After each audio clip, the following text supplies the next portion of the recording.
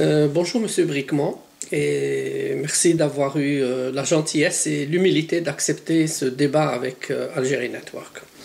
Je vais donc aborder avec vous 4 thèmes sur les discussions suivantes. Le premier thème sera sur, on va essayer de présenter Monsieur Bricmont, de le voir sous la lumière du rationaliste et de l'humaniste. Après on va discuter de l'affaire Sokal.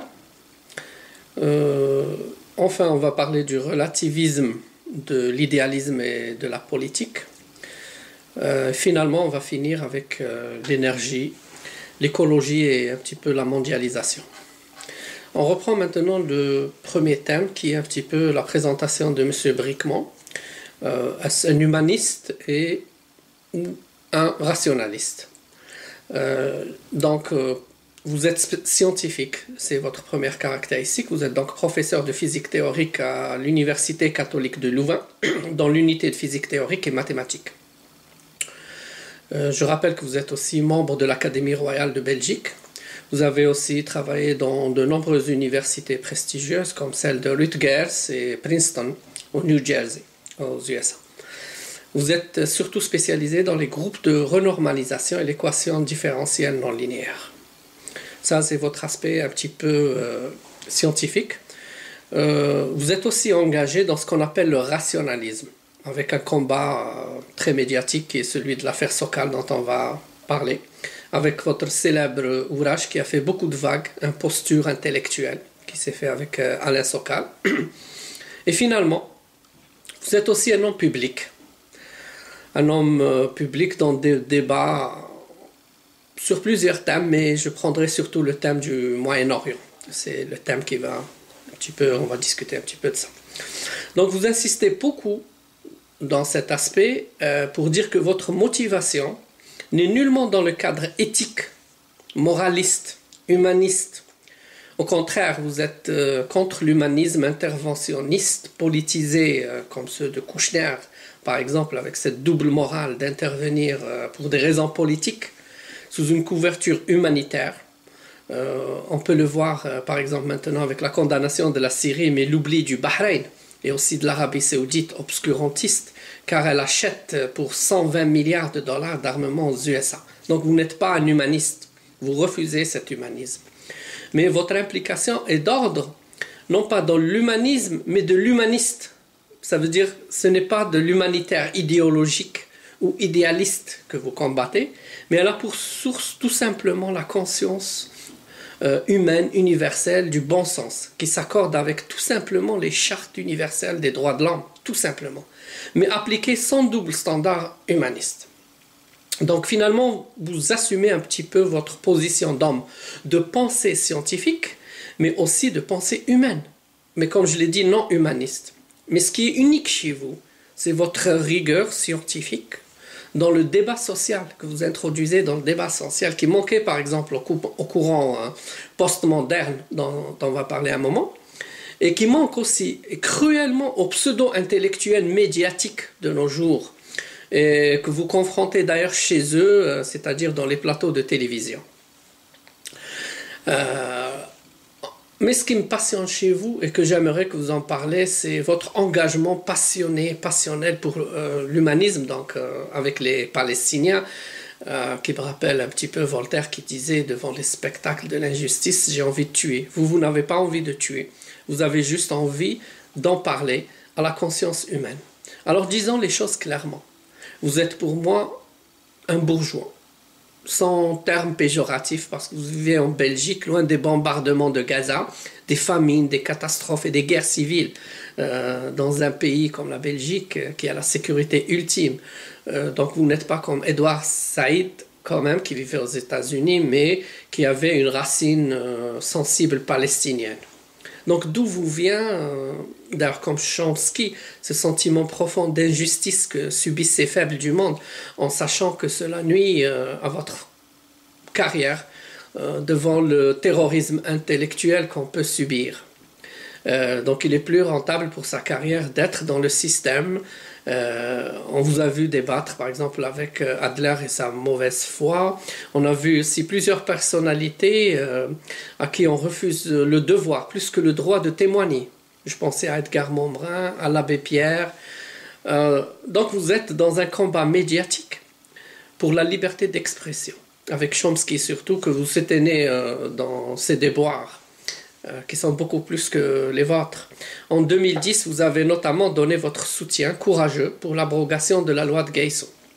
Vous êtes aussi engagé contre la guerre avec un soutien pour le peuple palestinien et tout ce monde anti-impérialiste. Donc, je voulais savoir votre pensée sur ces intellectuels qu'on appelle maintenant communautaires français, dont parle Tarek Ramadan, par exemple, les intellectuels comme BHL, Glucksmann, etc. Adler.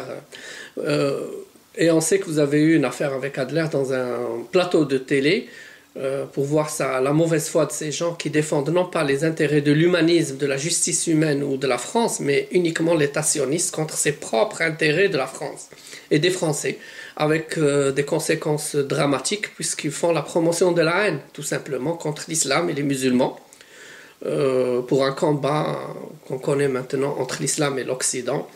Et en France, on risque d'avoir, avec ces gens, des guerres civiles, puisqu'ils mettent tout le temps en relief le caractère diabolique de l'islam et donc des musulmans, alors que le débat se situe autrement et ailleurs. BHL disait par exemple qu'il n'y aura pas une guerre entre l'islam et l'Occident, mais une guerre civile interne entre les musulmans. On l'a vu récemment en Libye, en Algérie, il a soutenu le gouvernement militaire contre son propre peuple au nom du combat contre l'islam. Donc on n'est plus dans le rationalisme, on est très très loin du rationalisme.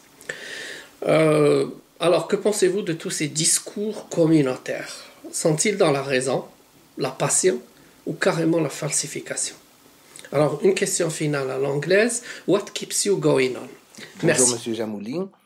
Je vous remercie, je remercie Algérie Network de me permettre de répondre à certaines de vos questions. Je vais tenter d'y répondre. Je ne suis pas sûr de pouvoir répondre à toutes vos questions, mais je vais commencer par la dernière, What keeps me going? Mais je répondrai que ça, j'en sais rien, je préfère ne pas en parler parce que je pense que les discours que les gens tiennent en général sur leur propre motivation ont tendance à être apologétiques et remplis d'illusions. Donc laissons cette question personnelle de côté. Mais vous semblez vous étonner, même si vous avez de la sympathie pour ces positions, vous semblez vous étonner de mes positions, par exemple sur la Palestine ou d'autres sujets. Et vous dites que c'est dangereux. Je pense que c'est dangereux pour beaucoup de gens, mais pas pour moi. Moi, je ne prends pas de risque particulier.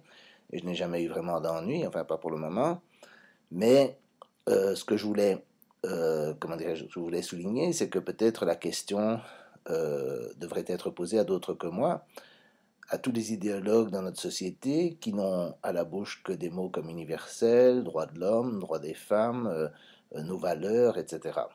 Alors, moi, je ne parle jamais en ces termes, je me méfie très fort du discours sur nos valeurs, parce que il me semble que, comme l'a dit Régis Debray, la morale, c'est quelque chose qu'on s'impose à soi-même, pas quelque chose qu'on fait aux autres.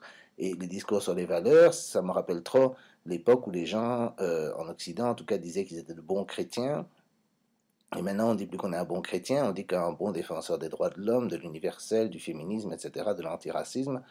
Et je me méfie beaucoup de ce genre de discours. Donc, je ne vais pas parler du point de vue de ces valeurs, mais de la cohérence des gens qui tiennent ces discours. Comment se fait-il que les gens qui, au nom de nos valeurs, appuient par exemple les guerres humanitaires, comment se fait-il qu'ils ignorent toujours le problème du militarisme, de la course aux armements, des tensions suscitées par la volonté d'hégémonie américaine? Comment se fait-il qu'ils ne remarquent pas que les guerres se font toujours contre des pays ou des régimes qui sont en conflit avec nous au moins jusqu'à un certain point, comme l'Irak, la Libye, mais jamais des pays amis comme l'Arabie Saoudite, les États du Golfe et bien sûr Israël. Alors, si vous voulez, moi je réagis simplement comme scientifique et j'essaye, je pense que la question de la vérité, on y viendra plus tard dans l'interview, est assez importante. Et de ce point de vue-là, je suis, si vous voulez, irrité par cette espèce de deux poids deux mesures permanent dans l'information, ces déformations de la propagande, etc. Et j'essaye de raisonner, de critiquer cette information et ce discours dominant. Ceci dit, mes positions, dans le fond, sont très modérées. que peut-on trouver de plus modéré que la défense de la Déclaration universelle des droits de l'homme, y compris l'article 19 qui est celui qui garantit la liberté d'expression, la défense de la charte de l'ONU qui est fondée sur l'égale souveraineté des nations, donc qui reconnaît le fait que les États ne doivent pas, en principe, s'ingérer dans les affaires intérieures des uns des autres de façon à préserver la paix. Et personne, à ma connaissance, n'a proposé d'alternative sérieuse à ce principe pour préserver la paix.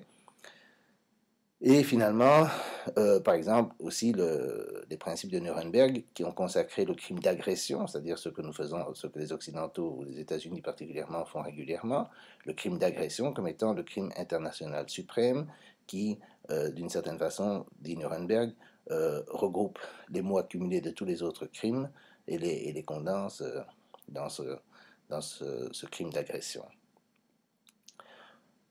Si on prend des positions qui sont soi-disant radicales, comme par exemple le droit au retour des Palestiniens, des réfugiés palestiniens, je ne vois pas très bien pourquoi défendre un droit qui a été voté à l'ONU à l'époque du conflit, qui n'a jamais été réalisé depuis, à quelque chose de radical. Il est peut-être difficile à mettre en pratique parce qu'Israël s'y oppose et Israël a des armes atomiques, mais c'est pas pour ça que le droit en tant que tel disparaît.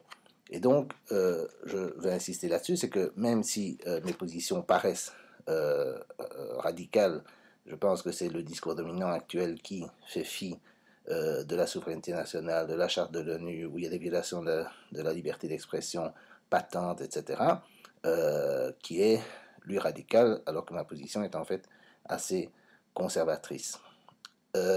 Alors vous avez dit que je suis un bourgeois vivant dans un pays développé, riche, en paix, etc., en tout cas pour le moment. Ça, je suis tout à fait d'accord. Je suis tout à fait d'accord que je suis privilégié à la fois dans ma société et à l'échelle mondiale, mais contrairement à ce que pensent certains, je n'en ai aucune mauvaise conscience. Je considère que j'ai de la chance, mais je n'en ai pas de mauvaise conscience. Je ne veux pas raisonner sur la base de l'idéologie de la culpabilité. Simplement, je fais mienne une certaine réflexion de Bertrand Russell à l'époque, à la fin de la Première Guerre mondiale, où il disait ceci.